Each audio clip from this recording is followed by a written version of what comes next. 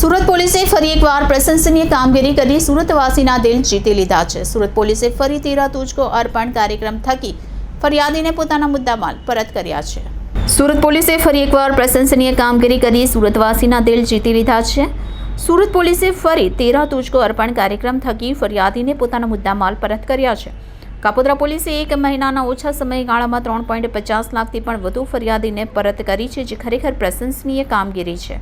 સુરતના કાપોદ્રા પોલીસ દ્વારા 13 તુજકો અર્પણ કાર્યક્રમ યોજાયો હતો। કાપોદ્રા વિસ્તારમાં ગુમ થયેલ અથવા ચોરી થયેલ મોબાઈલ શોધી કાઢ્યા હતા અને અલગ અલગ 30 જેટલા ગુમ ચોરી થયેલા મોબાઈલ પોલીસે શોધી કાઢ્યા હતા।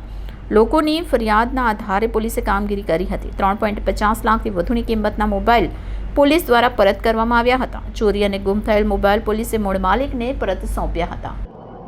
મહેરબાન પોલીસ કમિશનર શ્રી અનુપમસિંહ ગેહલોત સાહેબ તથા સેક્ટર 1 શ્રી વાબાંગ જમી સાહેબ તથા ડીસીપી ઝોન ભક્તિબા ડાભી સાહેબ નાઓએ આપેલ સૂચના અને માર્ગદર્શન મુજબ સૌ પ્રથમ વાર સુરતમાં અગાઉ પણ જે કાર્યક્રમ કરવામાં આવેલા છે 13 તુજકો અર્પણ, આ કાર્યક્રમ હેઠળ જે લોકોએ પોતાની કિંમતી વસ્તુઓ કે મોબાઈલો કોઈક જગ્યાએ પડી ગયેલ હોય કે ગુમ થઈ ગયેલ હોય અને મળી ના આવ્યા હોય તે અનુસંધાને પોલીસ સ્ટેશનમાં જાણ કરેલ હોય તે મુજબ અત્રેના કાપોદ્રા પોલીસ સ્ટેશનમાં મે 2024થી લઈને આજ દિન સુધી અને જે મોબાઈલો ગુમ થયેલા અને જે લોકોએ પોલીસને જાણ કરેલી એ તમામ મોબાઈલ પોલીસે મેળવી આશરે કુલ મોબાઈલ 30, જેની કિંમત રૂપિયા આશરે 3.5 લાખ જેટલો મુદ્દામાલ આજરોજ જે અરજદારોના મોબાઈલો ગુમ થયેલા તે અરજદારોને અત્રે પોસ્ટે બોલાવી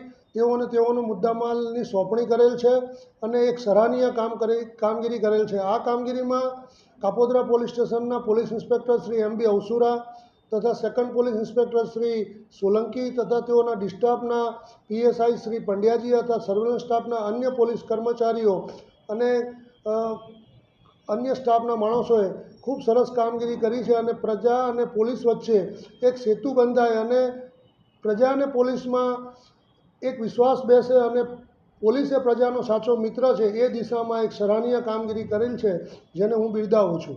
જય હિન્દ, જય ભારત, જય જય ગરવી ગુજરાત।